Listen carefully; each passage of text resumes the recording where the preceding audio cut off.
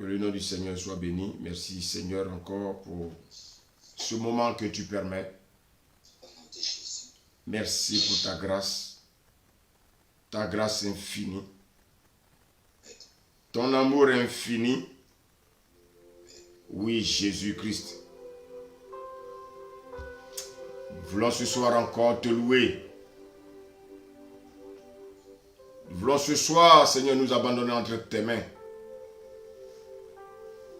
Tu es le Dieu fidèle. Seigneur, à qui irions-nous? Toi qui as les paroles de la vie. Toi qui dis et la chose s'accomplit. Oui, Seigneur, nous voici. Dans ta présence, nous sommes venus, Seigneur, obéir à ta parole. Obéir, Seigneur, à ton plan, le plan que tu as pour nous. Nous voulons nous abandonner entre tes mains. Et que seul, la gloire de ton nom soit entendue. Et que seule ta puissance se manifeste dans les cœurs qui sont malades. Merci pour ta puissance qui guérit les malades ce soir. Toute personne qui écoutera ce message reçoit la guérison de Dieu. Reçois la puissance de Dieu. Reçois la guérison là où tu es. Merci Seigneur. Merci Jésus. Que ton nom soit béni. Merci Jésus. Que ton règne vienne et que ta volonté soit faite. Au nom de Jésus. Alléluia. Amen. Gloire à Dieu. Je vais demander à JC de nous lire Exode 3. Exode 3. À partir du verset 7. Merci Jésus. Exode 3. J'ai dit la parole. Amen. Verset 7. 7 ou 17. 7. 7. Merci Seigneur. J'ai dit la parole. Gloire à toi. L'Éternel dit, j'ai vu la souffrance de mon peuple qui est en Égypte. Et j'ai entendu les cris que lui font pousser ses oppresseurs. Les oppresseurs. Car je connais ses douleurs. Verset 8. Je suis descendu pour le délivrer de la main des Égyptiens et pour le faire monter de ce pays dans un bon et vaste pays, dans un pays où coule le lait et le miel, dans le lieu qu'habitent les Cananéens, les Hittiens, les Amoréens, les Phéréziens, les Éviens et les Jébusiens. Verset 9. Voici, les cris d'Israël sont venus jusqu'à moi, et j'ai vu le procès que leur font souffrir les Égyptiens. Alléluia. Merci. Amen. Amen. Merci Seigneur pour ta parole. Bien-aimés, voici un peuple qui était asservi en Égypte. Comme toi et moi, nous étions asservis dans le monde. La Bible dit que ce peuple était en esclavage, où il subissait bien-aimés des lourds labeurs. Satan, bien-aimé, Satan les méprisait. Satan les écrasait. Satan ici, c'était Pharaon. Et bien-aimé, la Bible nous dit, à un moment donné de leur présence en Égypte, ils vont commencer à crier à Dieu. Ils vont commencer à crier à Dieu. Et la Bible nous dit qu'ils ont passé près de 430 ans dans ce pays. Mais bien aimé, la question qu'on peut se poser, mais c'est à quel moment ils ont commencé à crier à Dieu? Ils ont passé 430 ans, bien aimé, en Égypte. Et la Bible dit, l'Éternel a vu leur souffrance, il a entendu leurs cris. Regardez bien, bien aimé, l'amour de Dieu. Dieu va quitter le ciel. Il va quitter son trône. Et il va descendre. Il va descendre pour délivrer son peuple des mains, bien-aimés, des oppresseurs. Comme, bien-aimés, toi et moi, nous étions, bien-aimés, esclaves entre les mains de nos oppresseurs. Et de la même manière, il est descendu pour libérer Israël. C'est de la même manière, bien-aimé, il est descendu pour te libérer, bien-aimé, des problèmes du monde, des difficultés du monde. Donc, vous voyez que lorsque Dieu nous libère, c'est lui maintenant qui conduit nos pas. Quand Dieu nous libère, c'est lui qui dirige nos vies. Quand Dieu nous libère, bien-aimés, nous sommes maintenant conduits par son esprit. Bien-aimés, voici un peuple qui a vu la grâce de Dieu. Voici un peuple qui a vu la main de Dieu. La Bible dit, Dieu les a portés, bien-aimés, il les a portés sous ses ailes, bien-aimés, comme de l'aigle. Il les a fait traverser la mer Rouge. Et il les a conduits dans le désert. Bien-aimés, aujourd'hui Dieu t'a sauvé, bien-aimé, des péripéties de ce monde, des difficultés de ce monde. Il t'a sorti du péché de ce monde pour que, bien-aimé, tu sois assis avec lui dans les lieux célestes. Et pendant ce temps, sa main puissante est sur ta vie. Et bien aimé, je m'en dis, serviteur JC, on va encore lire le livre. On va lire le livre des Juges. Juge 2. J'encourage tout le monde à voir sa Bible, bien aimé, pour que nous puissions tous suivre le message. Donc, Juge 2, nous allons lire le verset 10 au verset 11. Juge 2, le verset 10 au verset 11. Merci. Je lis la parole.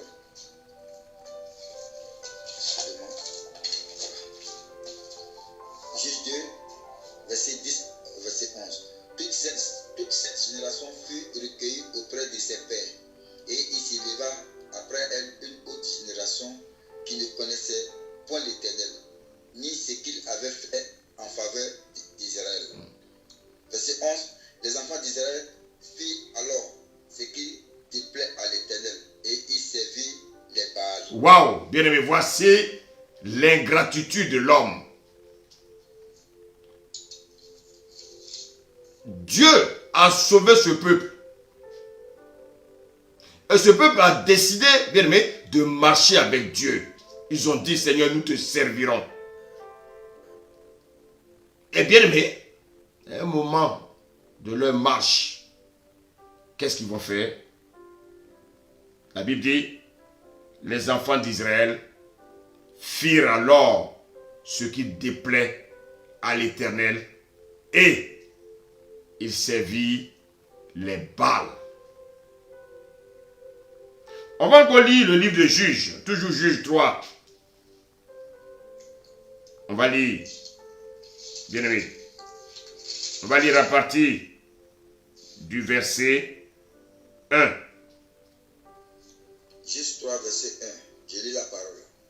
Voici les nations que l'Éternel laissa pour éprouver par elles Israël. Tous ceux qui n'avaient pas connu toutes les guerres de Canaan. Waouh! Donc bien aimé, vous voyez que depuis la marche de ce peuple, ils ont connu, bien aimé, ils n'ont jamais connu, bien aimé, une paix durable. Et vous allez comprendre pourquoi ils n'ont jamais connu une paix durable. Lis le verset 7, s'il te plaît. Verset 7. Les enfants d'Israël firent ce qu'il déplaît à l'Éternel. Ils oubliaient l'Éternel et ils servirent les Baals, les idoles. Verset 8. La colère de l'Éternel s'enflamma contre Israël. Et il les vendit entre les mains de Pisham, Irishiataïm, roi de Mésopotamie. Et les enfants d'Israël furent asservis 8 ans à Pisham, Irishiataïm. Verset 9. Verset 9. Les enfants d'Israël crièrent à l'Éternel, et l'Éternel suscita un libérateur qui les délivra. Othniel, fils de Kénaz, frère de Cadet de Caleb. Alléluia. Amen. Bien-aimé, bien-aimé, écoute bien ce message. Ce message aujourd'hui t'est adressé. Voici un peuple qui a connu l'amour de Dieu. Voici un peuple qui a vu la main de Dieu. Voici un peuple qui a décidé de servir Dieu. Mais à un moment donné, les choses de ce monde, à un moment donné, les dieux de ce monde, bien aimé, vont l'aveugler. Beaucoup parmi nous, nous avons quitté, bien aimé, le monde. Nous sommes venus dans la présence de Dieu.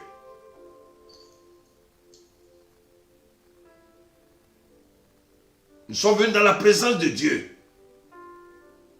Et qu'est-ce que nous voyons? On va encore lire le livre de Juges. Juges 6, et tu lis simplement le premier verset. Juges 6, verset 1. Les enfants d'Israël firent ce qui déplaît à l'Éternel. Waouh, merci. La Bible dit ici que les enfants d'Israël firent ce qui déplaît à l'Éternel.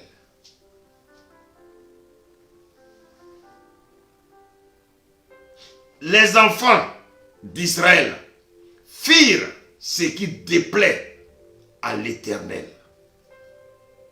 Lis la suite, serviteur. Et l'Éternel les livra entre les mains des mendiants pendant 7 ans. Ah! Et l'Éternel les livra, bien aimé, entre les mains de Madian pendant 7 ans.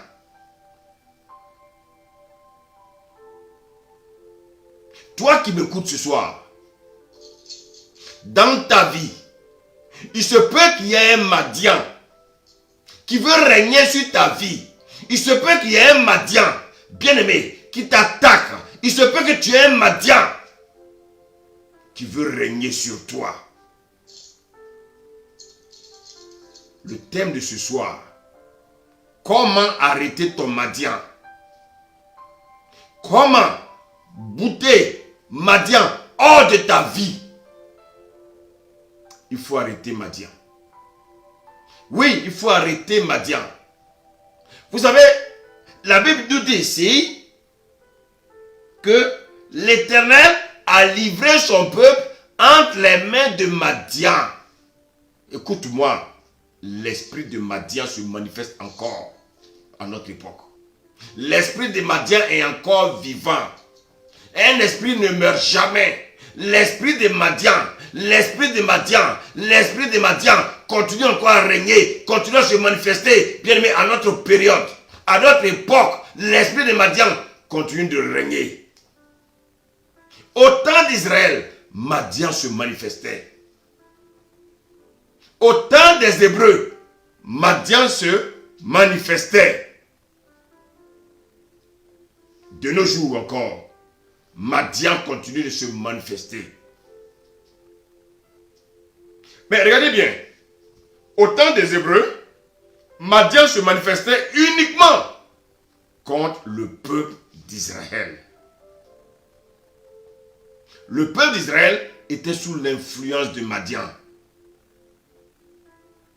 La Bible nous dit ici que les enfants d'Israël firent ce qui déplaît à l'Éternel. La bête noire d'Israël, c'était Madian. Les défaites d'Israël par rapport, bien aimé, à Madian, étaient dues au fait, bien aimé, qu'ils ont fait des choses qui dépluent à Dieu. Israël faisait des choses, bien aimé, faisait à Dieu. La Bible nous dit, les enfants d'Israël firent ce qui déplaît à l'Éternel. Écoute-moi, enfant de Dieu. Israël était enfant de Dieu. Quand tu fais des choses qui déplaisent à Dieu, je dis, quand tu fais des choses qui déplaisent à Dieu, Madian vient tout de suite. Le calvaire d'Israël était Madian. Les échecs d'Israël par rapport à Madian, bien aimé, ont commencé quand? Lorsque le peuple d'Israël, bien aimé, fit des choses qui déplaisent à l'Éternel. Bien aimé, quand tu déplais à Dieu dans ta marche, écoute-moi ce soir, quand tu déplais à Dieu dans ta marche avec lui, toi-même, j'ai dit, toi-même, tu ouvres une porte à Madian. Quand tu déplais à Dieu, sans lui demander pardon, écoute-moi ce soir, tu ouvres la porte à Madian. Il se peut, bien aimé, que tu déplaises à Dieu de manière consciente ou tu déplaises à Dieu de manière inconsciente. Mais écoute-moi, frères et sœurs, écoutez-moi, je vous en prie, écoutez-moi. Écoutez-moi, enfants de Dieu. Il y a plusieurs manières de déplaire à Dieu. Il y a plusieurs manières de déplaire à Dieu. Il y a plusieurs manières de déplaire à Dieu de manière consciente. Consciemment, bien aimé, nous déplaisons à Dieu. Il y a plusieurs manières également de déplaire à Dieu de manière inconsciente. Seulement que tu déplaises à Dieu de manière consciente ou de manière inconsciente, les conséquences sont identiques. Les conséquences sont identiques. Est-ce que quelqu'un m'écoute ce soir? J'ai dit, lorsque tu déplais à Dieu de manière consciente ou inconsciente, les conséquences sont identiques. Ça veut dire quoi? Tu ouvres une porte à l'ennemi. Tu ouvres une porte à Madian. Madian était la bête noire d'Israël. Bien aimé, de nos jours, nous avons encore des Madians à nos portes. Écoutez-moi bien. Madian n'aurait pas agi en Israël s'il n'y avait pas une porte ouverte par Israël. Madian vient dans nos vies lorsque nous-mêmes nous ouvrons des portes. Bien-aimés, Madian ne pouvait pas détruire Israël si Israël n'ouvrait pas de porte à Madian. Juge 1, verset 1 dit que les enfants d'Israël firent ce qui déplaît à l'Éternel. Waouh! Oh, écoute-moi. Toi et moi, nous faisons tellement de choses qui déplaisent à l'Éternel. Et malheureusement, bien aimé, nous avons un mot dans notre bouche. Nous sommes sous la grâce. Nous sommes sous la grâce. Et bien aimé, l'ennemi nous encourage avec ce mot et on continue à pécher. On continue à faire des choses qui déplaisent à Dieu.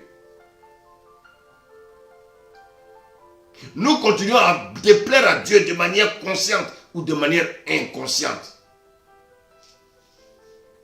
Voici pour bien aimé. Chaque fois, avant d'élever la voix vers ton Dieu, demande pardon à Dieu.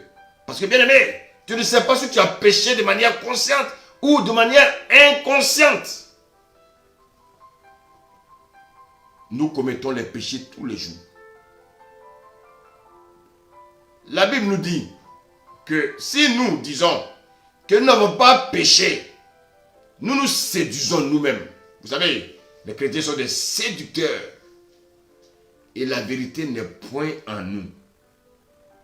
Si nous confessons nos péchés, bien-aimés, la Bible dit qu'il est fidèle et juste pour nous purifier de toute iniquité. Waouh!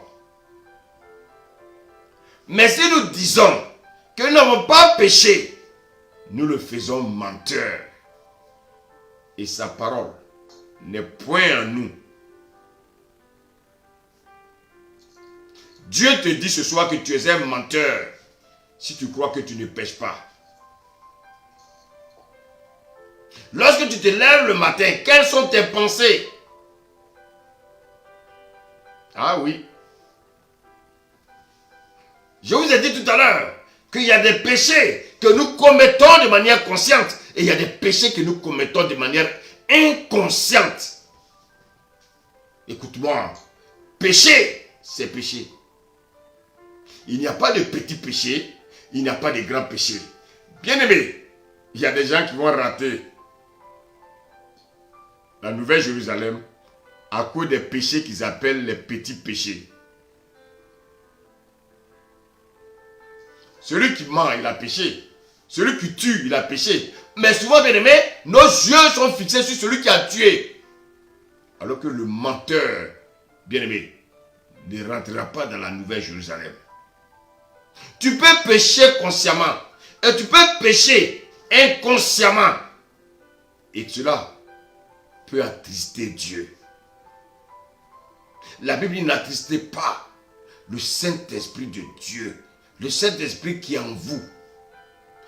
Bien-aimé, ton attitude, ton comportement, ton langage peuvent déplaire à Dieu. Tes mauvaises pensées peuvent déplaire à Dieu. Tes calomnies peuvent déplaire à Dieu. Tes mensonges peuvent déplaire à Dieu. Les conséquences du mensonge, bien-aimé, les conséquences, bien-aimé, de la calomnie, les conséquences des mauvaises pensées, les conséquences des mauvais comportements sont identiques. Écoute-moi ce soir. Quand tu déplais à Dieu, de manière consciente ou de manière inconsciente, tu ouvres des portes à Madian. La Bible nous dit ici que les enfants d'Israël firent ce qui déplaît à l'Éternel et l'Éternel les livra. Waouh! Entre les mains de Madian. Il y a des choses que tu fais de manière consciente. Il y a des choses que tu fais de manière inconsciente. Le Seigneur me dit de te dire ce soir que ces choses lui déplaisent. Écoute-moi. La Bible dit, les enfants d'Israël firent ce qui déplaît à Dieu. Bien-aimé. Bien-aimé, que fais-tu qui déplaît à Dieu? Tu fais des choses consciemment. Tu fais des choses inconsciemment. Mais le résultat est le même. La sentence est la même. La conséquence est la même. Et quelle est la conséquence? Cela attire Madian à ta porte. La Bible dit, à cause de ce que Israël a déplu Dieu, bien-aimé, Dieu les a livrés. Dieu les a livrés. Dieu les a livrés pendant 7 ans. Waouh! Dieu les a livrés pendant 7 ans.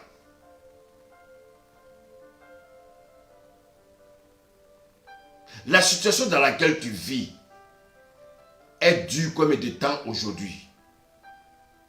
Quand est-ce qu'elle a commencé? Et pourquoi elle persiste? Parce que, bien aimé, tu as fait quelque chose qui a déplu à Dieu. Israël a déplu à Dieu. Dieu les a livrés pendant 7 ans. Waouh! Mais les chrétiens souvent ne comprennent pas. Dieu les livre. Dieu nous livre. Dieu nous livre à cause de nos comportements. Dieu nous livre à cause de nos langages. Dieu nous livre, bien-aimés, à cause de bien nos attitudes.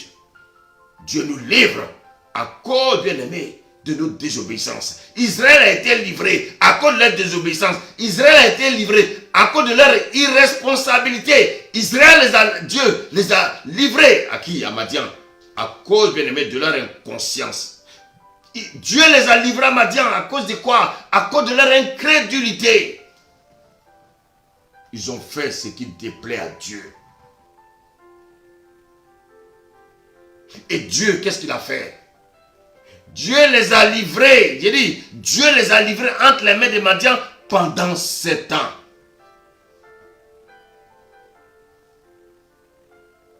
Parfois, il y a des éléments dans notre marche qui montrent que nous avons déplu à l'Éternel. Bien-aimé.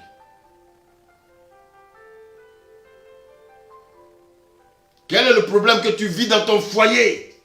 Quel est le problème que tu vis dans ton lieu de travail? Souvent tu dis que oui, tous mes collègues sont contre moi.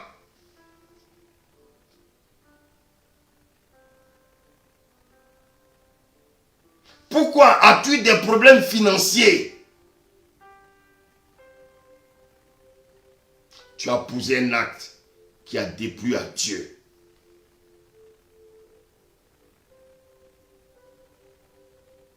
Et Dieu t'a livré à Madian. Examine bien ta vie. Il y a des choses, bien-aimés, qui montrent que c'est parce que tu as déplu à Dieu que ces choses t'arrivent. Bien-aimé, comment je peux savoir que la situation que je vis est d'origine divine? Bien-aimé, il y a des choses qui nous arrivent. Il y a des choses qui nous arrivent. La maladie, le divorce, le chômage, même les accidents de voiture, les problèmes sentimentaux qui nous arrivent. Et c'est Dieu qui est à l'origine. Vous savez pourquoi? C'est parce que nous avons fait quelque chose qui a déplu à Dieu. Tu as fait des choses contraires à ce que Dieu te demande. La Bible nous dit, ne vous bornez pas. Ne vous bornez pas. Ne vous bornez pas à écouter. À écouter. À écouter. Souvent nous nous bornons à écouter la parole.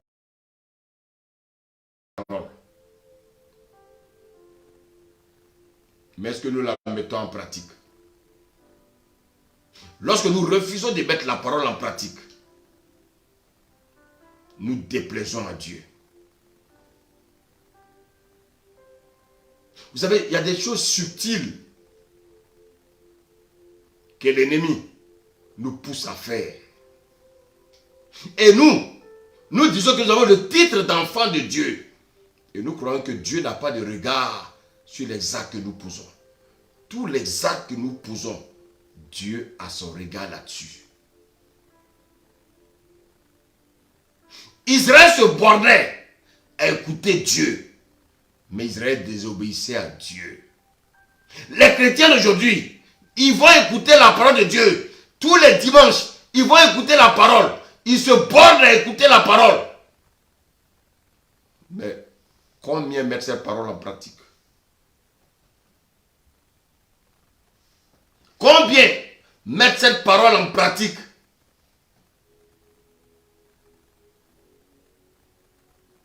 La Bible nous dit ici que l'Éternel a livré Israël pendant 7 ans. Voici pourquoi, bien aimé, j'ai dit que c'est Dieu qui a permis. On sait que c'est un problème que Dieu a permis. Pourquoi? Parce que le chiffre 7, c'est le chiffre de Dieu. 6, c'est le chiffre de l'homme. 6, c'est le chiffre du diable. Et le monde, c'est 666. Dieu a livré Madian pendant 7 ans.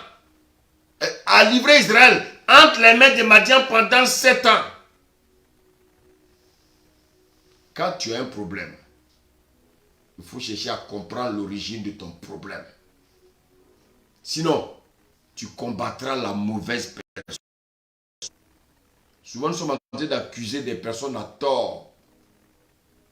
Alors que le vrai problème, c'est nous-mêmes. Quand tu as un problème, il faut connaître l'origine de ton problème. Sinon, tu vas combattre le mauvais adversaire. Or, si tu combats le mauvais adversaire, mais tu n'auras jamais la victoire. Parce que ce n'est pas le vrai adversaire que tu combats. Lui, il va continuer à te combattre. Oh Seigneur, merci. Quand tu as un problème, il faut connaître l'origine de ton problème. Sinon, tu vas combattre le mauvais adversaire. Souvent, il y a des situations où nous disons, arrête de moi Satan. Oh, c'est Satan qui m'attaque. Non. Nous nous levons souvent à 3 heures du matin pour combattre des démons. Souvent, on s'épuise inutilement, sans succès. Pourquoi? Parce que simplement, Dieu nous demande de nous repentir d'un péché. Demande le discernement à Dieu. Bien-aimé. Quelqu'un qui est à l'origine de ton problème, tu dois le connaître. Sinon, tu souffriras inutilement.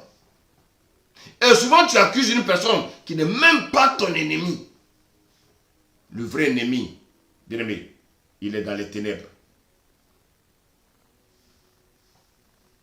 Il est dans les ténèbres.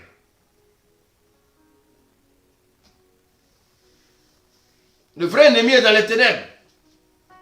Et tu crois que celui que tu as de combattre quand c'est ton ennemi. Mais le vrai ennemi est dans les ténèbres. Bien-aimé. La Bible nous dit que les enfants d'Israël firent ce qui déplaît à Dieu. Waouh! Et qu'est-ce que Dieu a fait? Dieu les a livrés entre les mains de Madian.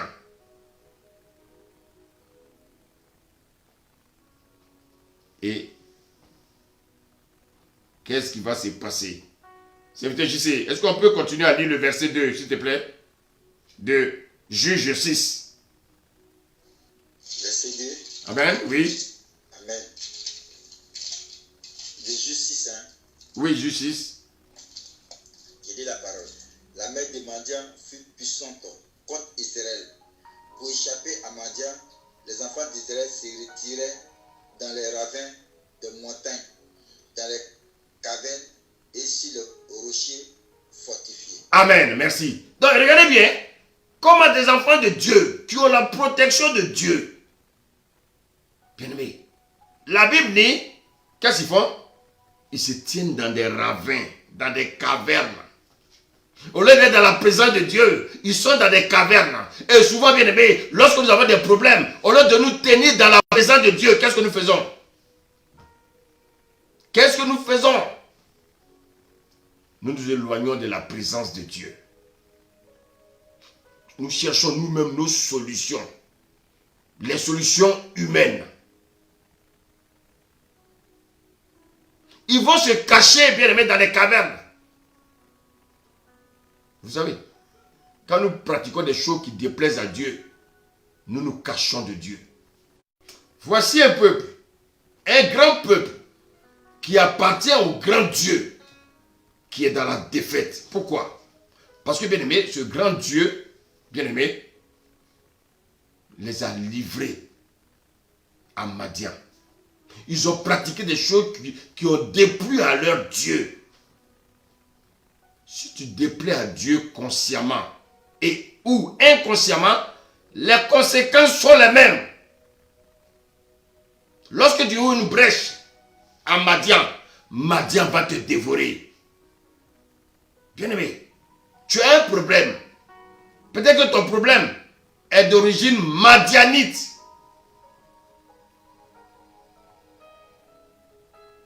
Ton problème que tu traverses est d'origine madianite. Et souvent, tu ne combats pas le vrai ennemi.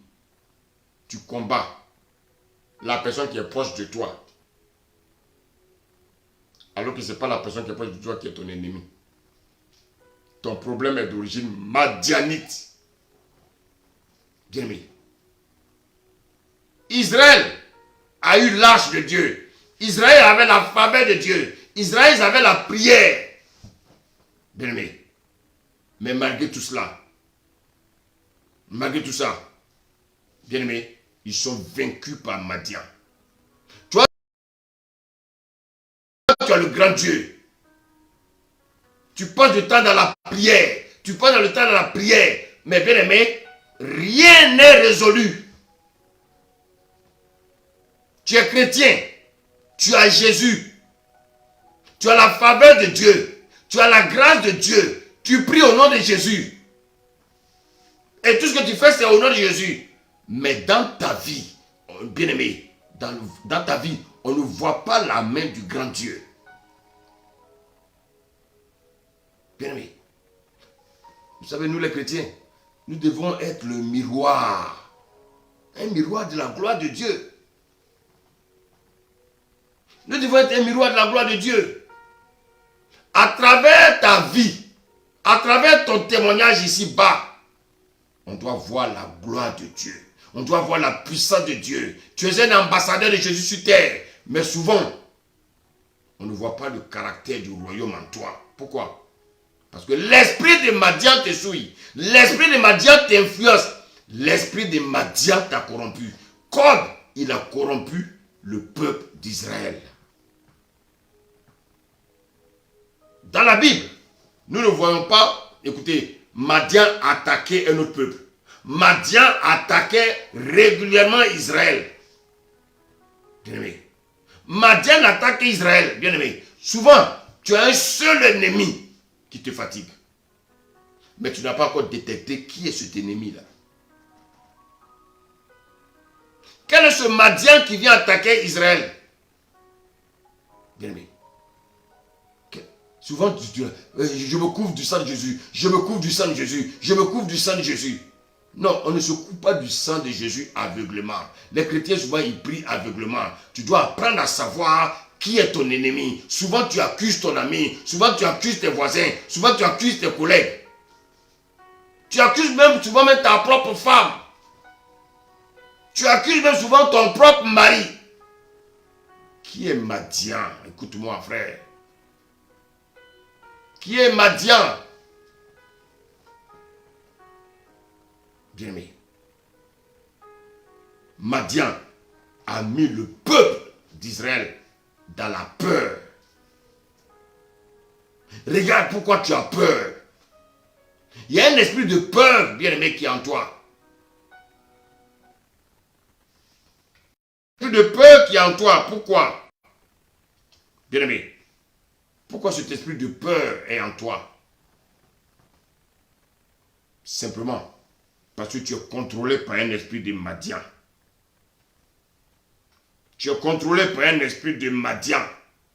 C'est l'esprit de Madian qui te fait peur. Tu es dans le mariage, mais tu as peur que le divorce arrive. Non. L'esprit de Madian te fait peur. Pourquoi? Parce que, bien-aimé, dans ton couple, tu as laissé Madian rentrer dans ton couple. Mais qui est Madian? Serviteur, on va lire le livre de Genèse 25.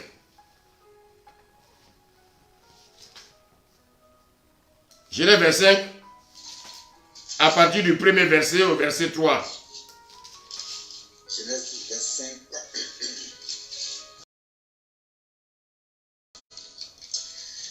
Genèse 25, verset 1 à verset 3. Abraham prit encore une femme nommée Kekura. Elle lui enfanta Zinra, Jokshan, Medan, Madian, Ishbak et Shwash. Merci. Donc, la Bible nous dit que Abraham a pris encore une femme nommée Ketura. Donc, en fait, qui est Madian? Madian, écoute-moi bien ce soir. Voici la révélation. Madian, c'est qui? Madian est un enfant d'Abraham. Madian est un enfant d'Abraham qu'il a eu avec Ketura. Madian qui faisait du mal à Israël pendant 7 ans. Ce Madian bien-aimé, écoute-moi, qui faisait autant de mal aux enfants d'Israël, était le fils d'Abraham.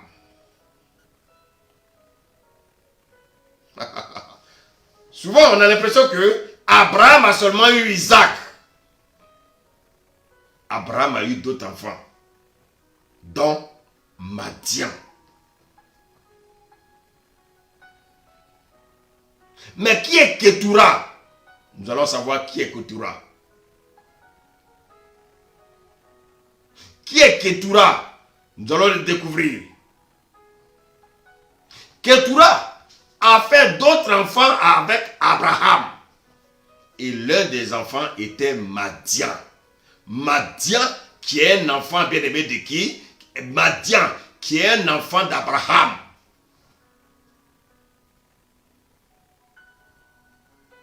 Bien-aimé. Bien-aimé. Donc, au travers de ce message, tu peux savoir qui est ton ennemi. Sache une chose. Ton ennemi te connaît. Sache que tu peux aussi connaître ton ennemi. J'ai dit que Ketura était une femme, bien-aimée, qui a permis à Abraham d'avoir un enfant qui s'appelle Madian. Écoute-moi, j'ai dit l'ennemi qui t'attaque te connaît très bien. Madian connaît très bien Israël. J'ai dit que souvent nous accusons des voisins, souvent nous accusons des collègues de travail, souvent nous accusons bien aimés des personnes dans l'église. Bien aimé, je te dis ce soir, par la révélation du Seigneur, que Madian connaît très bien Israël. Bien-aimé. L'apôtre Paul était très attaqué par Satan. Les démons ont dit aux filles de Séba, nous connaissons Paul, mais vous, qui êtes-vous? Waouh! Vous savez, l'ennemi est très malin.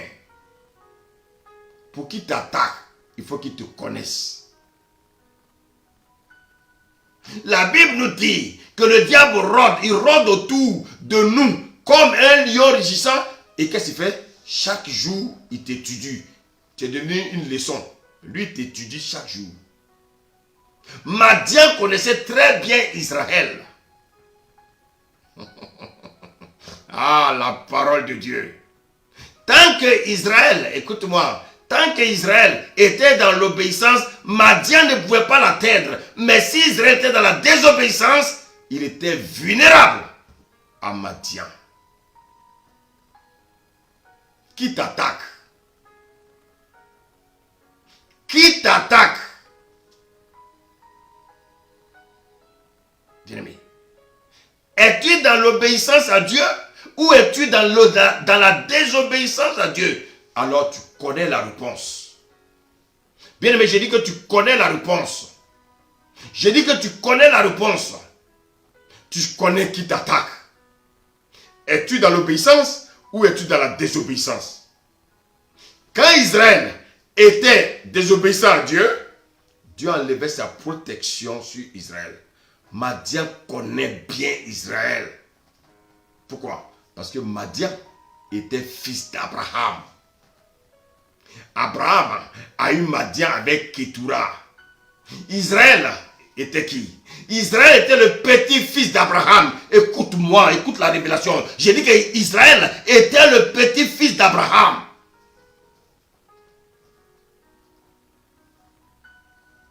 Mais,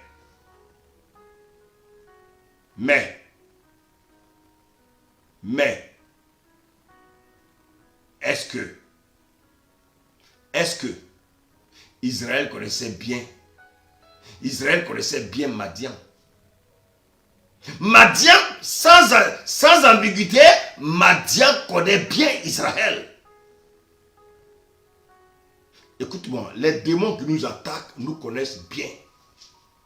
Les personnes qui nous attaquent nous connaissent bien. On ne peut pas venir voler dans la maison, bien-aimé, de quelqu'un qu'on n'a jamais visité. Voici quoi, bien-aimé, le voleur qui vient voler chez toi, c'est quelqu'un qui t'a déjà visité. Il voit comment tu es au travail, il voit comment tu es à la maison, il voit comment tu es à l'église, il voit comment tu te comportes devant Dieu. Il le voit, il te connaît. J'ai dit, bien-aimé, ton Madian te connaît. Il connaît ta sincérité avec le Seigneur. Si tu n'es pas sincère le Seigneur, Madian sait. Madian sait ta sincérité avec ton mari. Madian sait ta sincérité avec ta femme. C'est que tu caches au fond de ton cœur là, vis-à-vis de ta femme, ce que tu caches dans ton cœur vis-à-vis de ton mari, ce que tu caches dans ton cœur vis-à-vis de Dieu, ce que tu caches dans ton cœur vis-à-vis de ton entourage. J'ai dit Madian sait. Et c'est avec ça que Madian t'attaque. Madian te connaît, pasteur. Il sait si tu es un vrai pasteur ou tu es un faux pasteur. Madian te connaît. Madian connaît ta sincérité avec Jésus. Madian connaît tes impudicités. Madian connaît tes adultères. Madian connaît tes mensonges. Madian connaît ta cupidité. Madian, il connaît ton hypocrisie. Madian connaît ta colère. Et dès qu'il voit une de ces brèches, qu'est-ce qu'il fait? Il rentre. Madian, il passe le temps à tes pieds. Chaque jour, il te surveille, il te contrôle. Madian est un esprit d'espionnage. Madian est un esprit de contrôle. Madian est un esprit de sorcellerie. Madian t'espionne partout. Dans ta maison, dans ton travail, dans le train, à l'église, dans ta voiture, dans ton foyer, dans tes causeries, partout il te contrôle. Pourquoi? Parce qu'il t'épie. Madian te connaît. J'ai dit, bien-aimé, Madian était un fils d'Abraham. Israël était le petit-fils d'Abraham. Madian connaît tes points forts. Madian connaît tes points faibles. Madian sait comment t'attaquer. Écoute-moi, il sait comment t'attaquer. Bien-aimé, Madian sait comment planifier une attaque. Madian ne peut pas t'attaquer quand tu es dans l'obéissance. Ce n'est pas possible. Mais il a le feu vert quand tu es dans la désobéissance. Quand tu as une bonne relation avec Dieu, il ne peut rien contre toi. Il ne peut pas t'attaquer. Mais quand ta relation est désagréable avec Dieu, il va t'attaquer.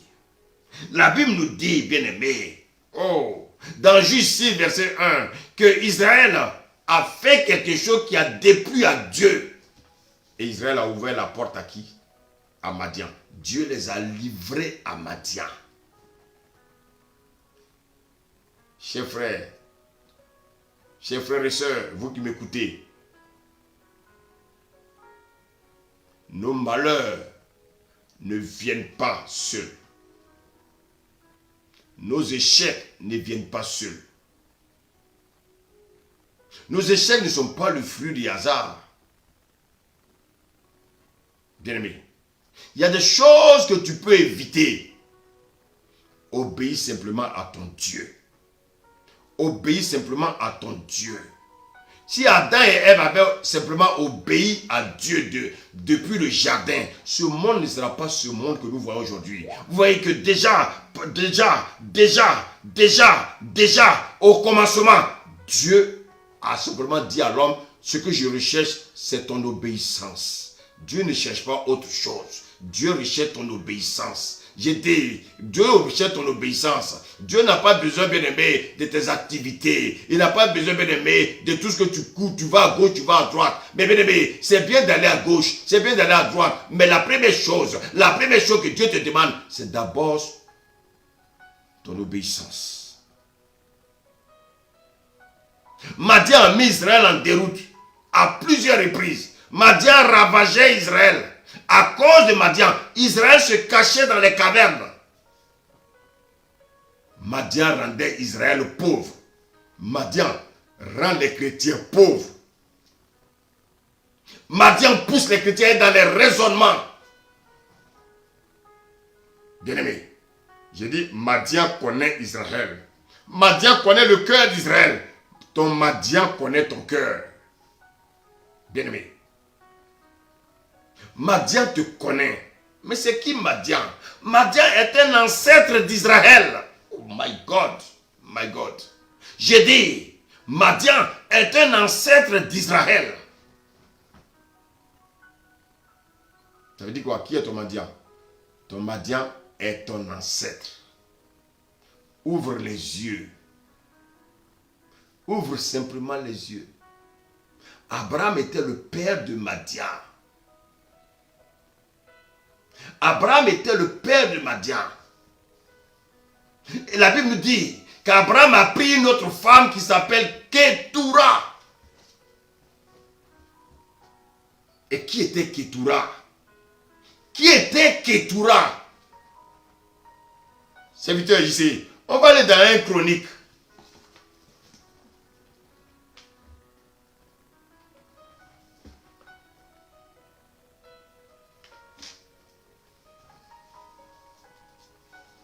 Un Chronique 1.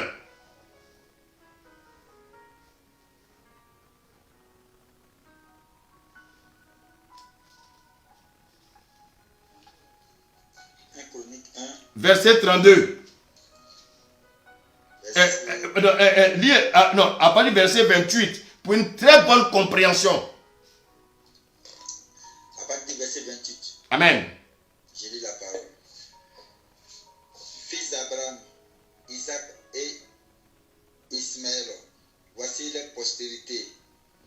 Nebajot, premier-né d'Ismaël, Kedar, Abdel, Mista, Mishna, Duma, Massa, Hadad, Kema, Jitu, Nafi et Dalma. Ce sont là les fils d'Ismaël. Fils de Kékura, concubine d'Abraham. Concubine d'Abraham. Concubine d'Abraham. Continue. Elle enfanta Zimran, Jokshan, Midan, Madian, Shishbak et Shua, fils de Shisham, Seba et Dedan, fils de Madian, Epha, Epher, Enoch, Abida et Elda. Ce sont là tous les fils de Ketura. Alléluia. Et regardez bien. Ah, la parole de Dieu, elle est puissante. On dit fils de Ketura. Et on nous dit ici, bien aimé, on dit, ce sont là les fils d'Ismaël, fils de Ketura. Donc, qui est fils de Ketura? Ismaël, concubine d'Abraham. Fils de Ketura. Qui est le fils de Ketura? Ismaël, concubine d'Abraham. Elle enfanta Zimram, Jokshan, Medan, Madian, Shibak et Shua. Bien-aimé, qu'est-ce que cela signifie? Cela signifie simplement qu'en fait, Ketura, qui était la concubine d'Abraham, n'était rien d'autre qu'Agar. C'est Agar qui a changé de nom pour devenir Ketura.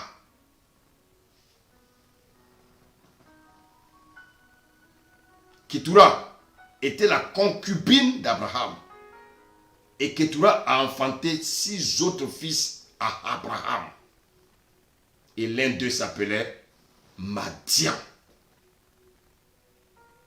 qui a donné un peuple du nom des Madianites. Madian était l'un des nombreux fils d'Abraham. Pour arrêter Madian dans ta vie, tu dois savoir des choses. Le fait que Madian est né, bien aimé, est lié à la faute d'un homme de foi. Un homme qui était l'ami de Dieu. Nous sommes en général, bien aimés, des créateurs de Madian dans nos vies. Si Madian avait une influence sur Israël, si Madian connaissait Israël, c'est simplement parce que Madian avait des origines israélites. Madian était l'ancêtre des Hébreux. Madian était le fils du père des Hébreux.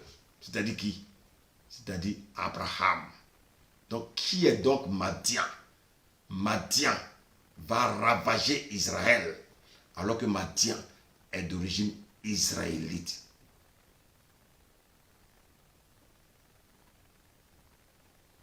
Pourquoi Madian était puissant contre Israël? Parce que Madian connaissait les points forts.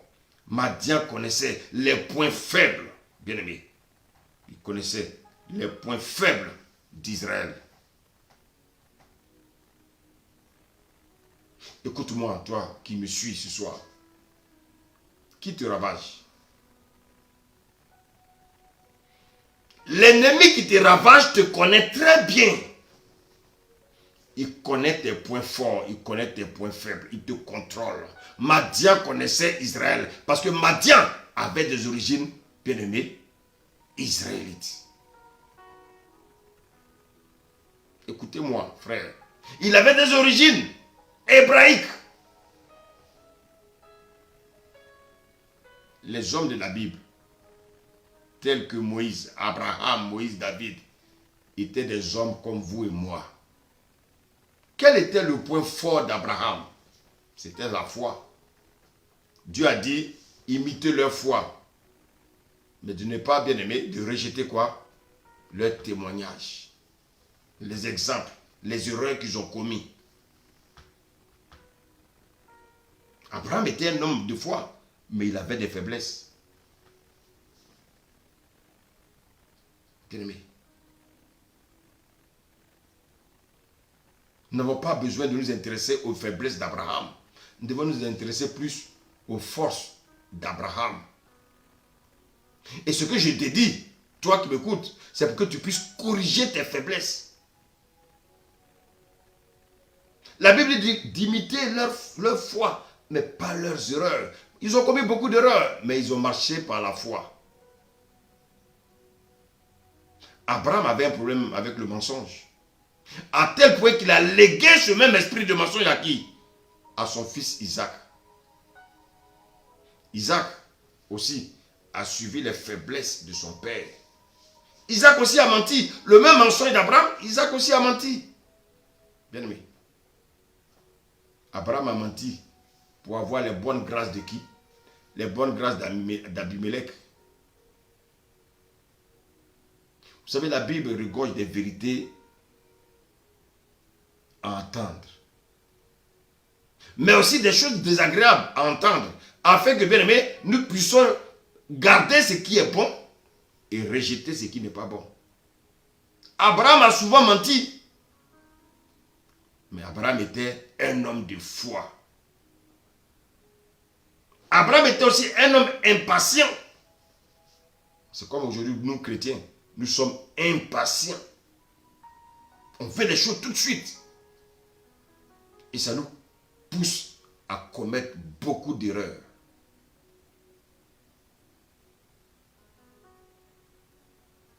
Parce qu'on est pressé. On est pressé. Abraham était un menteur. Abraham était un homme impatient. Vous voyez que tout homme a des faiblesses. Mais qu'est-ce que le diable recherche? Il recherche tes faiblesses. Ce n'est pas tes faiblesses qui vont te ravager. Il y a des chrétiens qui sont fidèles à leur femme. Ils sont fidèles dans leur lieu de travail. Bien aimé. Ils ont des points forts. Mais qu'est-ce qu'ils font? Mais ils vont à l'église en retard. Ça, c'est un point faible. C'est un point faible. Au travail, on dit, ah, Monsieur Jacob, ah, lui, il vient, ah non, lui, il est toujours à l'heure. Ça, c'est dans le milieu du travail. Mais quand il vient dans la présence de Dieu, il est toujours en retard. Et ce sont des faiblesses que Madian exploite. Parfois, c'est quoi? C'est l'orgueil, l'arrogance, le manque de pardon. J'ai déjà vu dans ma vie des femmes qui sont simples. Elles sont fidèles à leur mariage, à leur mari, pardon. Pendant que leur mari court de femme en femme, mais la femme, elle est fidèle à son mari. Pendant que son mari, c'est un coureur de jupons. Vous voyez? Il a une femme qui est bien, une femme qui est correcte, une femme qui est spirituelle. Mais lui, l'homme, il va de femme en femme.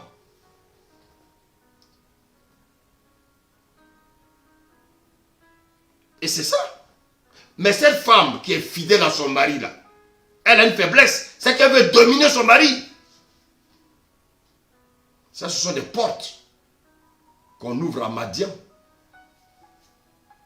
Parce que dans la Bible, il est demandé de se soumettre à son mari. Toi, tu veux dominer ton mari. C'est une porte que tu ouvres à Madian. Abraham était un homme de foi. Ça, c'est son point fort. Mais quel était le point faible d'Abraham? Abraham était un menteur. Abraham était un profiteur. Abraham était un homme impatient.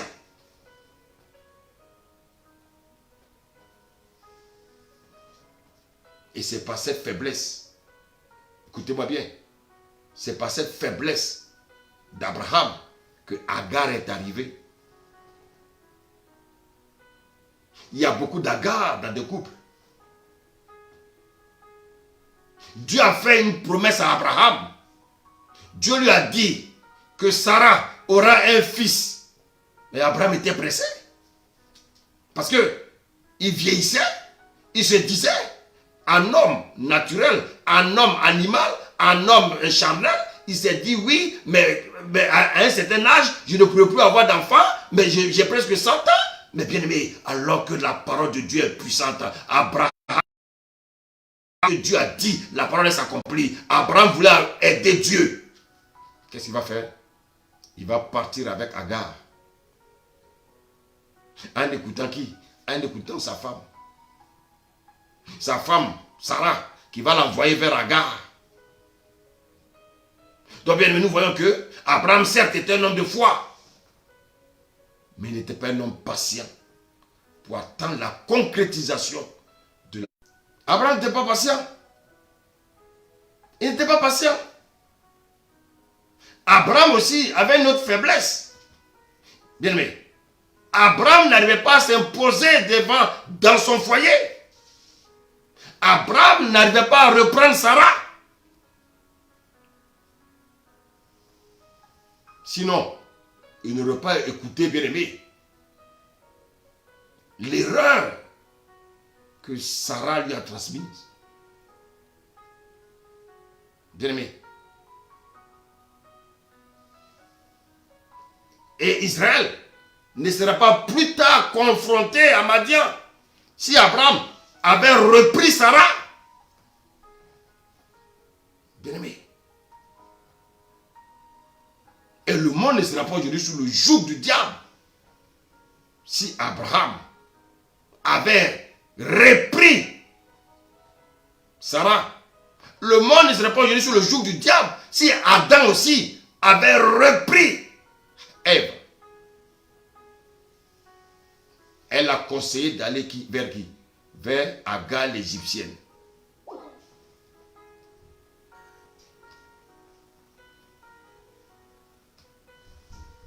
Elle a conseillé d'aller vers Agar l'égyptienne.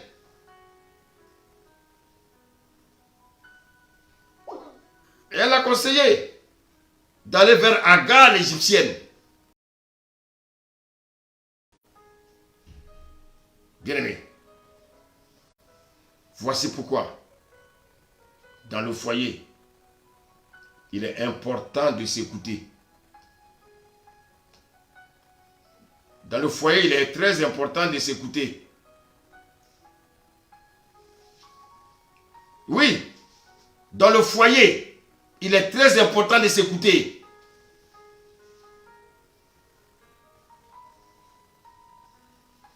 Sarah l'a conseillé d'aller vers Agar. Voici les problèmes que le monde a aujourd'hui.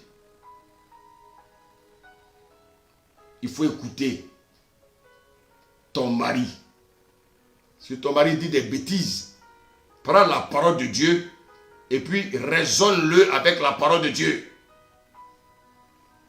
Si ta femme dit des bêtises, prends la parole de Dieu et puis dis-lui, voici ce que dit la parole. Mais malheureusement, nous sommes des poltrons. On n'a pas le courage, bien-aimé, de dire la vérité. Alors que, bien-aimé, l'erreur dans laquelle on nous conduit va nous créer des problèmes plus tard.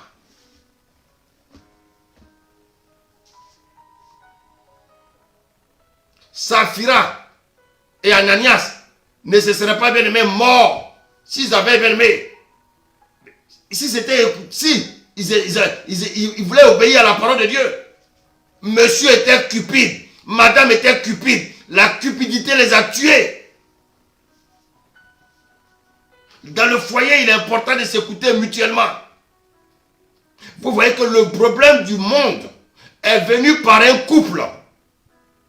Et Satan, il continue à travailler dans le couple. C'est dans le couple, bien aimé, qui va déstabiliser les gens. Il n'a pas changé de formule. Voici quoi, bien aimé. Il faut être très, très attentionné dans le couple. Il faut communiquer.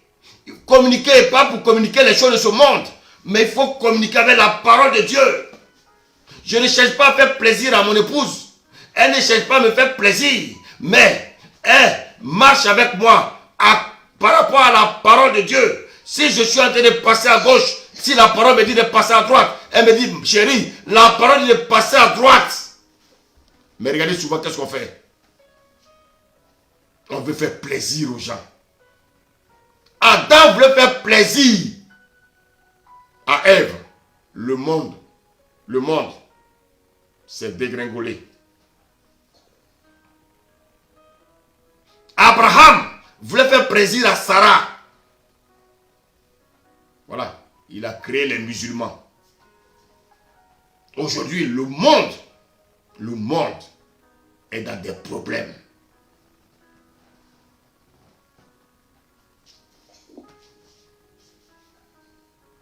Quand dans le foyer, un homme ne sait pas réprimander sa femme qui désobéit à Dieu, bien-aimé, ce n'est plus un foyer pour la gloire de Dieu. Satan contrôle ce foyer. Et ce foyer est livré à Madian.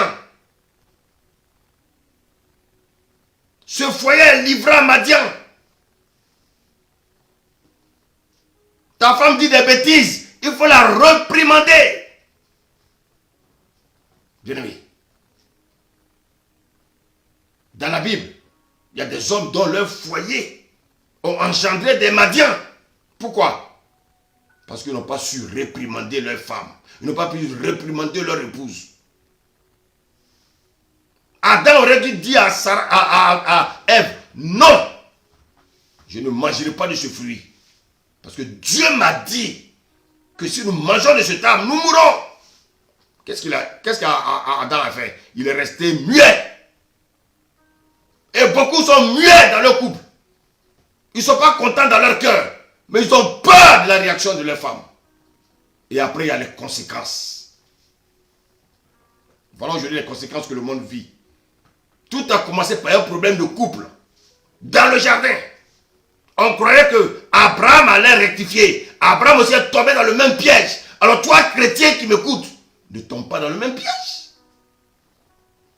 Réprimander sa femme, ce n'est pas frapper sa femme. Non. Réprimander sa femme, ça veut dire, chérie, voici ce que la Bible dit. Simplement.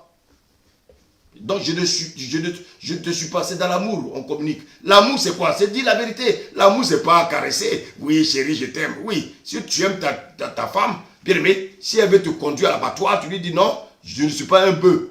Je ne suis pas un mouton. Parce que les moutons, quand on les conduit à l'abattoir, c'est pour aller les égorger.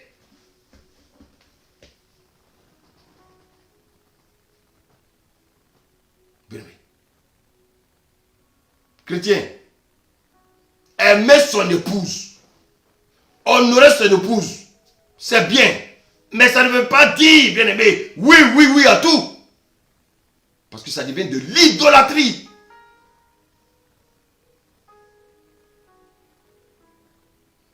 Adam a été idolâtre.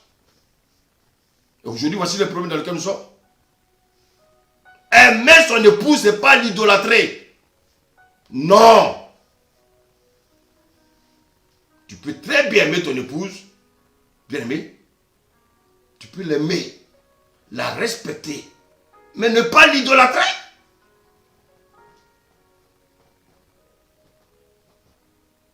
Mais un mari, écoutez-moi bien, qui ne peut pas réprimander son épouse qui pêche.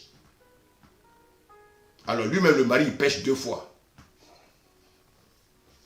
Et tu auras des comptes à rendre à Dieu. Parce que c'est à toi qui a donné l'autorité. Il y a des gens qui parlent de l'autorité comme ça, mais vous ne savez même pas ce que c'est que l'autorité.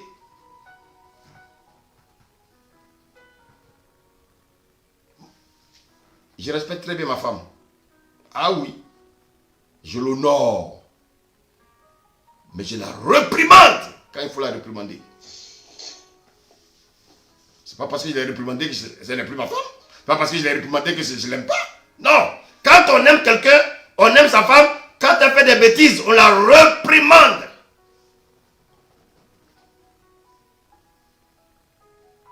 Si tu ne veux pas, bien aimé, accoucher des Madians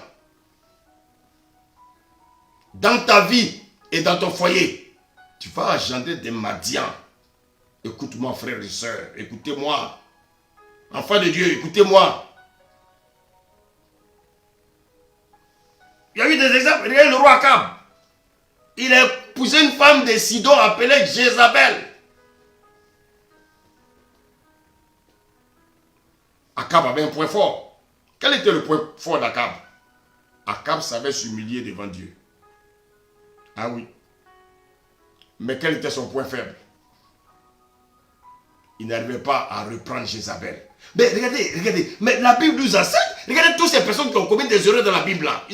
Le diable est passé par qui?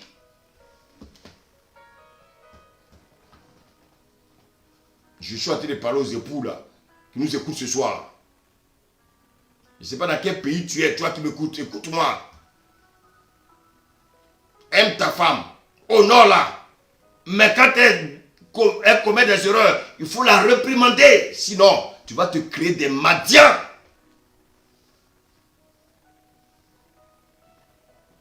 Bien-aimé,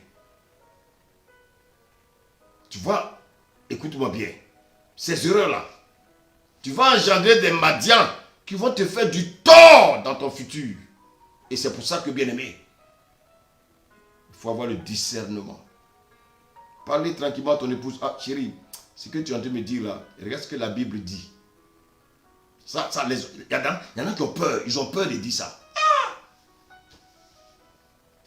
Frère, toi aussi, Mais tu es en train de créer des problèmes à ta femme quand tu la suis dans les erreurs. Et toi, tu commets 2 fois les erreurs. Bien-aimé. Tu ne sais pas te conduire ta femme. Tu ne sais pas réprimander ta femme. Oui, c'est vrai. Elle est la plus belle du monde. C'est vrai. Elle est belle. Oui, elle est directrice de sa société. Ok. Oui, elle t'a donné des enfants. Mais oui, toutes les femmes donnent des enfants. Ah, grâce à elle, tu as eu des papiers. Ah ben oui, mais elle aussi, elle a eu des papiers aussi au travers de quelqu'un. C'est bien. Mais c'est pas parce qu'à travers elle, j'ai eu des papiers que maintenant, je ne peux pas lui dire la vérité par rapport à la parole.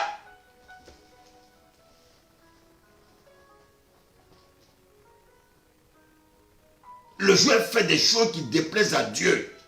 Tu dis, chérie, non, on ne fera pas ça. Parce que la Bible dit ça. Chérie, ah, tu veux partir, tu veux quitter l'assemblée.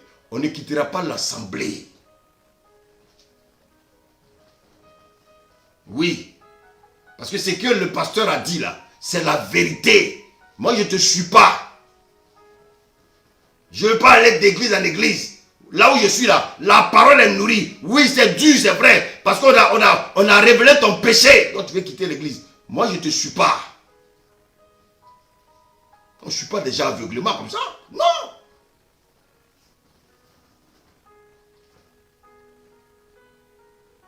Faisons du mal à tel frère. Chérie, la Bible dit d'aimer nos frères. On ne fait pas du mal à tel frère. Non.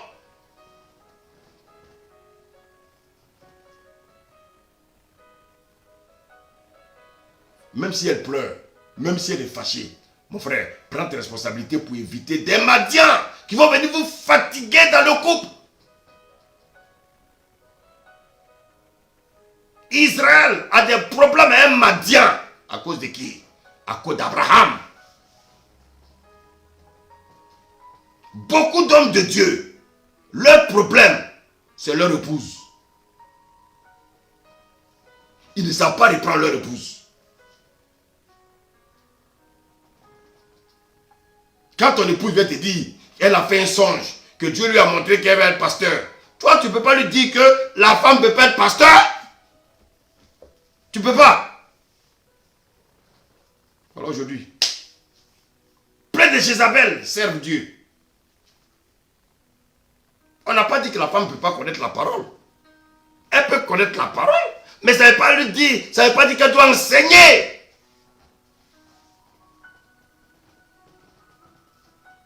Parce que dans un songe, elle vient te dire, mais ce songe-là, Dieu ne peut pas, si c'est vrai, Dieu ne peut pas te montrer. Toi, tu as l'autorité, Dieu ne peut pas te montrer. Ah, chérie, en songe, j'ai vu que j'étais en train de prêcher, et donc il faut que tu m'envoies dans une école théologique. Et beaucoup sont tombés dans ces erreurs-là. Ils sont pasteurs, leurs femmes sont pasteurs, ils sont en train de préparer leur fils à être pasteur, leur fille à être pasteuresse, je ne sais pas si c'est pasteuresse ou bien quoi. L'église est devenue bien aimée du n'importe quoi.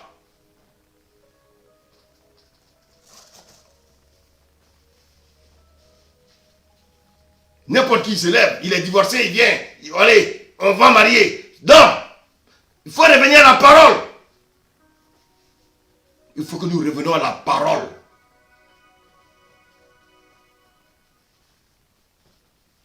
Quelqu'un qui est divorcé, va reprendre ta femme. Va reprendre ta femme.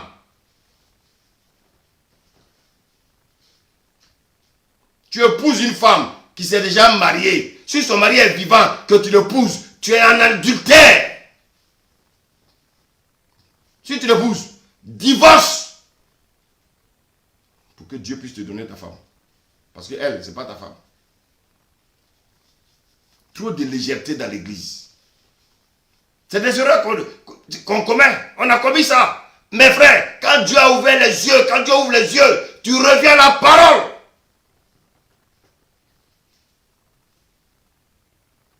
Bien-aimé.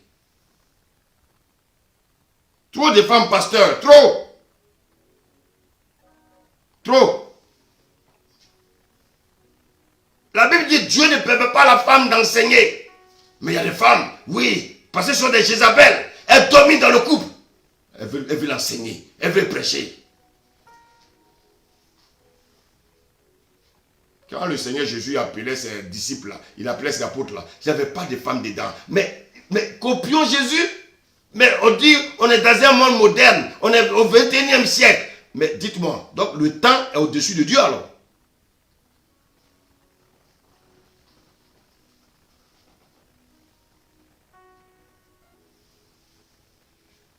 Bien-aimé, un homme marié, il doit réprimander son épouse quand elle a besoin de réprimande.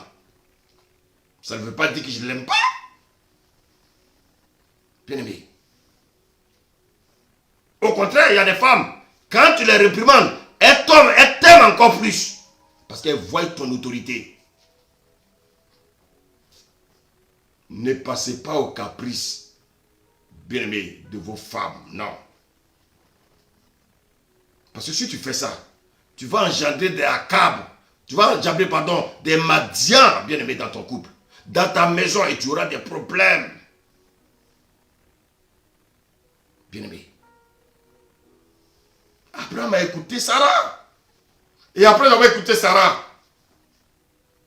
quel était le problème? Il a obéi à Sarah. Et puis il a désobéi à qui? Il a désobéi à Dieu. Beaucoup dans les couples désobéissent à Dieu. Et ils obéissent à leur femme. Plus tard, cela va engendrer des Madians.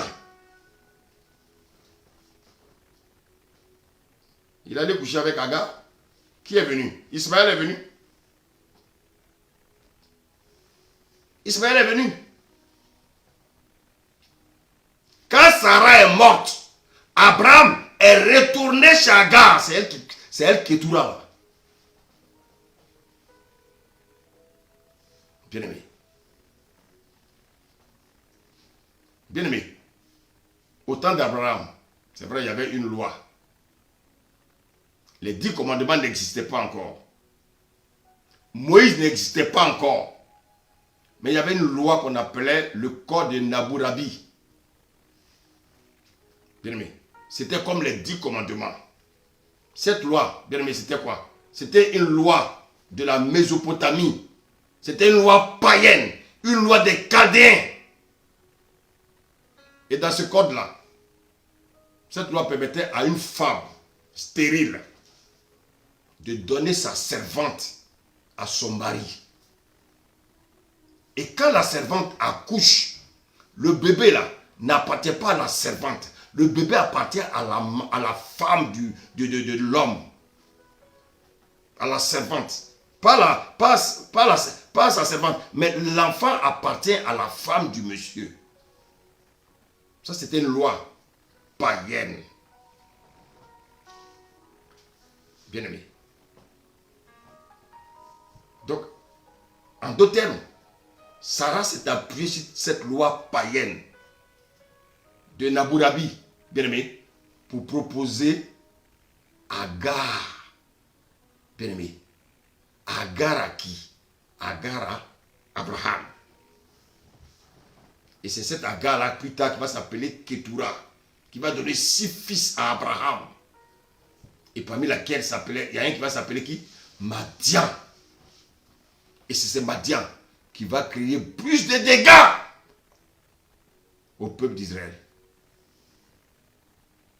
Donc, l'esprit de Madian s'ouvre par notre propre faute. Bien-aimé, c'est nous-mêmes qui ouvrons cette porte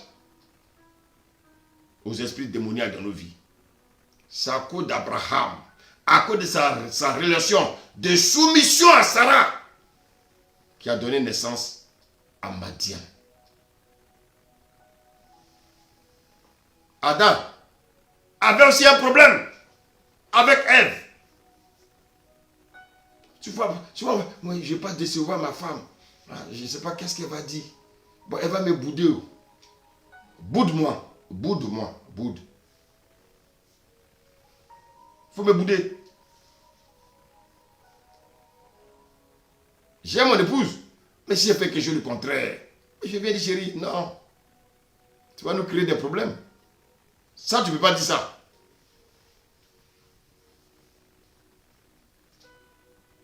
Adam était en Éden, pardon. Dieu lui a donné une charmante épouse. Bien-aimé. Et la parole de Dieu a été adressée à Adam. Bien-aimé. Et Ève qui vient te dire, mange ce fruit, il est bon. Hein? Il est bon à manger, agréable à voir. Et il va tomber dans le pied, il va ouvrir sa bouche pour croquer, je ne sais pas quoi. Bien-aimé. Ça, Dieu ne pouvait pas réagir. Parce qu'il avait déjà donné l'autorité à l'homme. Maintenant, l'homme qui ne réagit pas, mais c'est son problème.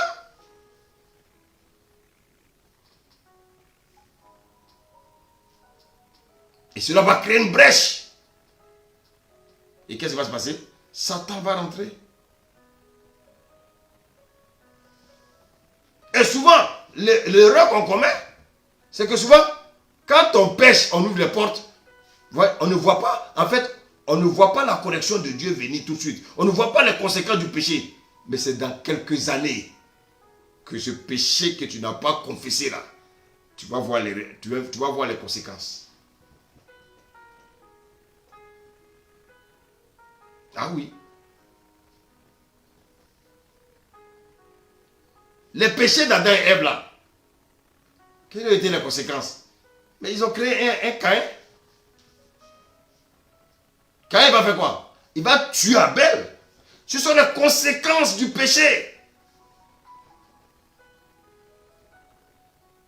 Frère, qu'est-ce que Dieu va dire à Caïn? Le péché là, il se couche à ta porte. Madian se couche à ta porte. Mais toi, domine sur lui.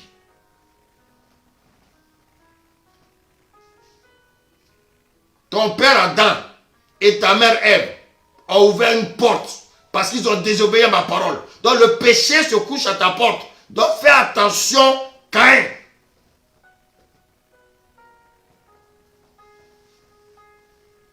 Bien, Madian a ravagé Israël. Alors, s'il y a un Madian qui te ravage, si tu vis dans l'horreur, tu vis dans la crainte, tu vis dans la peur, tu vis bien aimé dans la pauvreté, tu vis dans l'échec, parfois, tu cherches les origines ailleurs.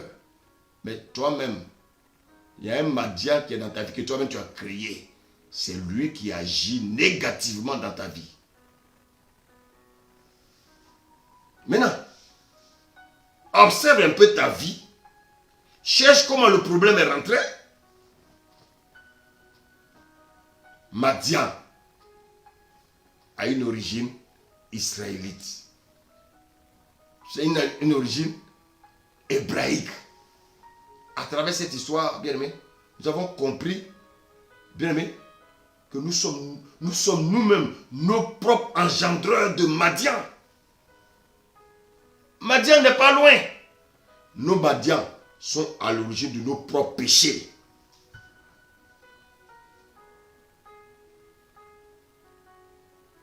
Madian n'aurait pas existé si Abraham avait patienté.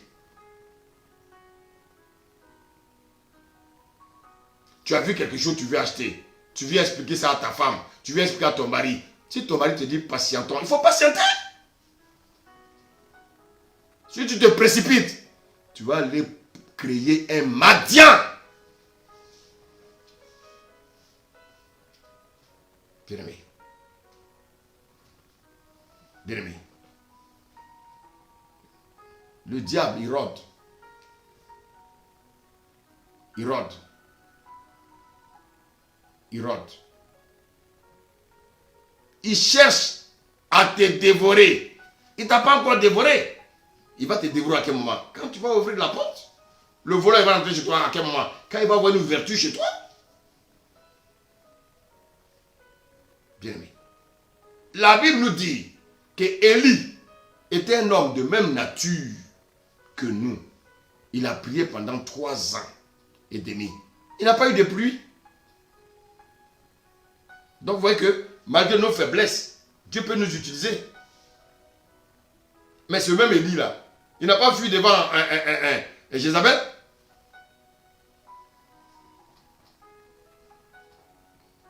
Bien-aimé. Et c'est pour ça que la Bible dit quoi? David est l'homme selon Dieu. Quand on dit que David est l'homme selon Dieu, ça veut dire quoi? David avait des faiblesses. Mais il savait les reconnaître, ses faiblesses, et se repentir. Est-ce qu'Adam et Ève se sont repentis? Est-ce qu'Abraham, quand il est allé avec Sarah, avec Agar, il s'est repenti? Non. Si le Saint-Esprit, écoute-moi, s'il révèle un péché en toi,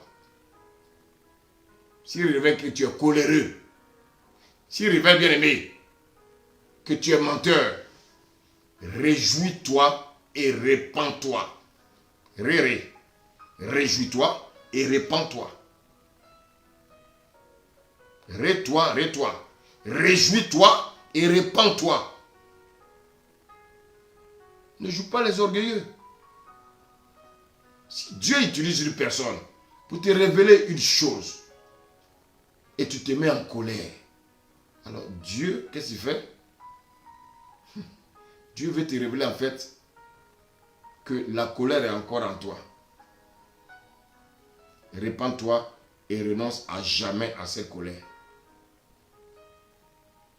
Bien-aimé.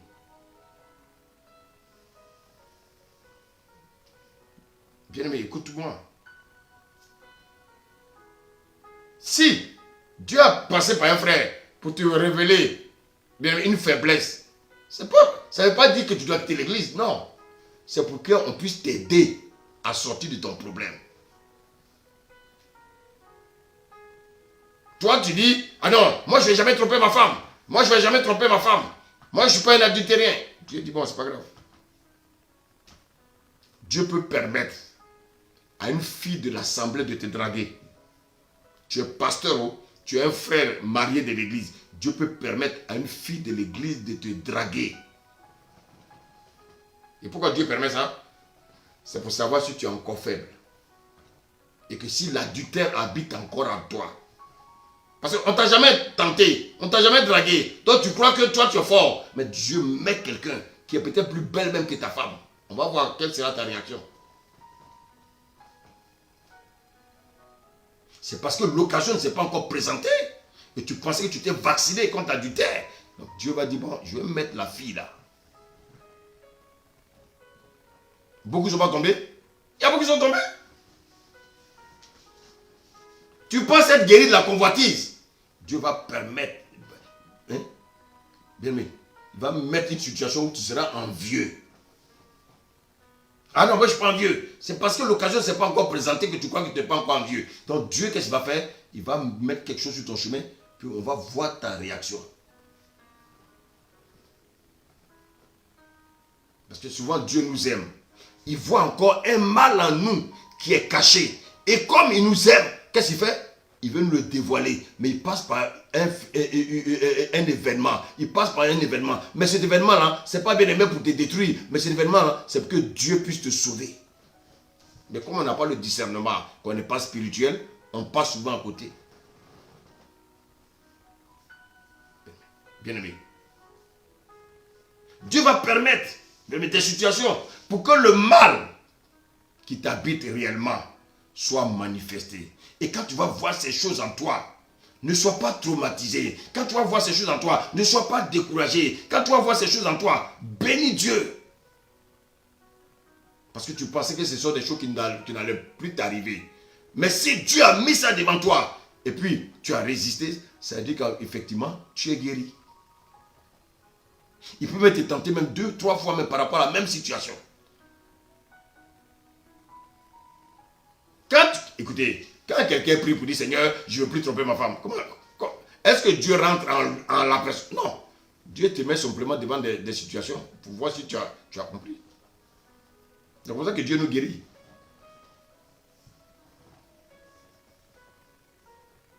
Et c'est ça. C'est ça. Si Dieu te dit, ton salaire là, donne-le au pasteur. C'est là que tu verras si tu es encore cupide ou non. Bien aimé. En fait, c'est une occasion inespérée de régler ce problème-là qui est caché en toi. C'est pour ça que souvent Dieu permet ça. Dieu permet ça. Il est Dieu, il connaît chacun. Il sait comment traiter avec chacun. Ah, Seigneur, je ne savais pas encore que ce mal était en moi. Oui, c'était encore en toi. Donc, cherche à guérir.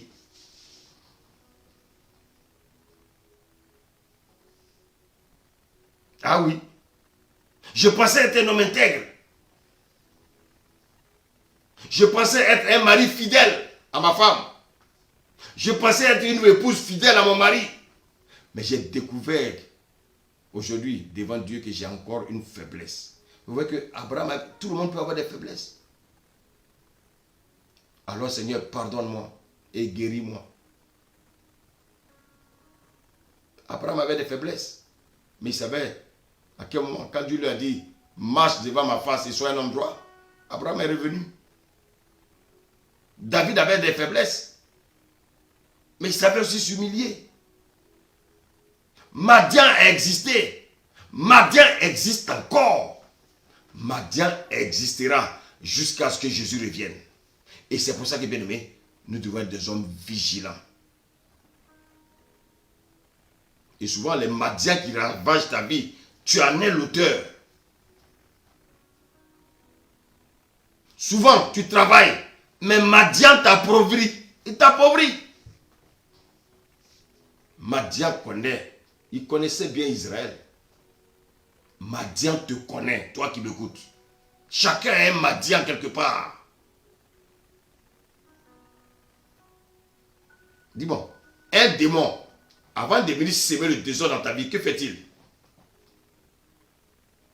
Il recense tes péchés pour bien t'attaquer. Madian connaît la parole.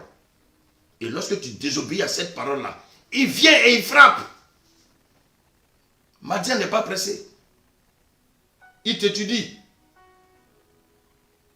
Il connaît les films que tu regardes tard dans la nuit. Il connaît.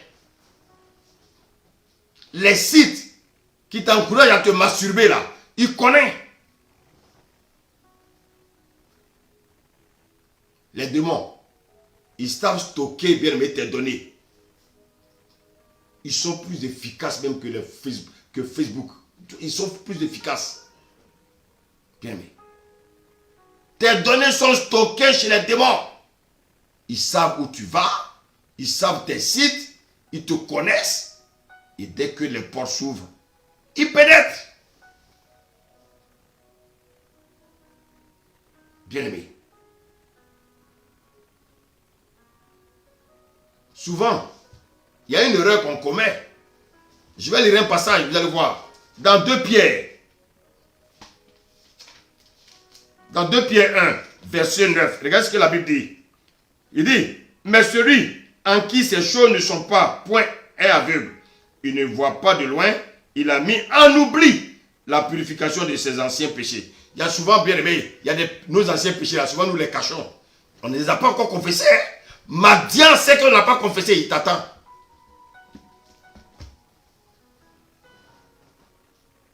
Souvent, quand on pêche, les conséquences sont immédiates.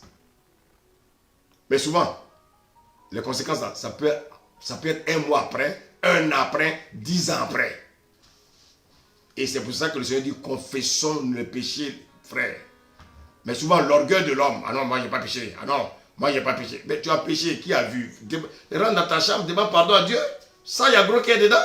Comme le disent les Ivoiriens, il n'y a pas gros cœur dedans, frère. Adam n'aurait pas écouté Ève. Abraham n'aurait pas écouté Sarah. Akab n'aurait pas écouté Jézabel. Bien-aimé. Tous ceux-là, ils ont créé des Madians dans leur vie. C'est qu'un homme sème. Il le moissonne. C'est biblique. Un péché oublié. Écoutez-moi bien. Tu peux oublier un péché. Mais l'oubli n'efface pas le péché. Seul le sang de Jésus efface le péché. Écoute-moi, j'ai dit, l'oubli n'efface pas le péché. Abraham, il a oublié le péché. Le péché n'est pas pour oublier, mais pour être confessé. Abraham est mort sans se repentir. Ce péché a ouvert une porte à Madian. Et Dieu lui a dit qu'il aura un enfant avec Sarah et non avec Agar, ni quiconque. Si Dieu te dit que tu vas travailler dans l'aéronautique et toi tu dis que tu veux jouer au football, ce n'est pas Dieu qui t'a envoyé au football. C'est ta cupidité. Parce qu'au football, il y a des millions. Ce n'est pas Dieu. Bien aimé. Si tu as un péché que tu as oublié tôt ou tard, Madian va apparaître. Et c'est toi qui vas regretter. Bien aimé. Abraham, quand il couchait avec Agar, il a mis au monde, bien aimé, un fils qui s'appelle Madian, qui est le fruit, bien aimé, d'une désobéissance. Madian est le fruit d'une incrédulité. Abraham a engendré Madian. La brèche n'a pas été fermée. Et comment fonctionne Madian? Comment il fonctionne Madian? La peur de la pauvreté. La peur que le frigo soit vide. Madian a sémé la pagaille en Israël. Et continue à s'aimer la pagaille dans le couple. Madian a sémé, il a rendu Israël malheureux. Pourquoi les chrétiens sont malheureux aujourd'hui? Il y a un Madian qui les rend malheureux. Un chrétien doit être toujours joyeux, c'est écrit. Car sa joie ne dépend pas des circonstances de ce monde, mais sa joie dépend du royaume de Dieu et non des circonstances ici-bas. Il y a des gens qui sont tristes. Pourquoi? Parce que leur compte bancaire est vide. Si c'est vide, après à compter sur Dieu, c'est pas grave, c'est vide aujourd'hui. Mais dis Seigneur, rappelle-lui simplement, Seigneur, mon compte est vide. Il va le remplir. Les gens ont peur. Ça, c'est Madian. La Bible dit, amassez-vous des biens dans le ciel. C'est biblique. Bien aimé. Aujourd'hui, la guerre entre Israël et les Arabes, c'est qui? C'est Abraham. Qui sont les Palestiniens? Quand on parle des Palestiniens, c'est qui? Ce sont les descendants bien-aimés. De qui? Les descendants d'Abraham. À cause de l'erreur qu'il a commis? Des descendants bien-aimés. Des Madianites.